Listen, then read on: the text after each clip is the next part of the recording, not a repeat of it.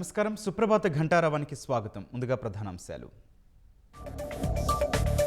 2047 నాటికి $2,40,000 కోట్ల జీఎస్డీపీ లక్ష్యం. ఏపీలో చతుర్ముఖ వ్యూహం అనుసరిస్తున్నామన్న సీఎం.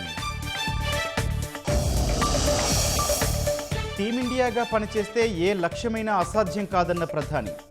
వికసిత్ భారత్కు కేంద్ర రాష్ట్రాలు కలిసి సాగాలని పిలుపు.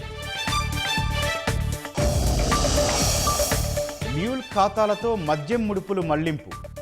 అక్రమ సొత్తంతా అంతిమ లబ్ధిదారుకే చేర్చినట్లు సిట్ గుర్తింపు.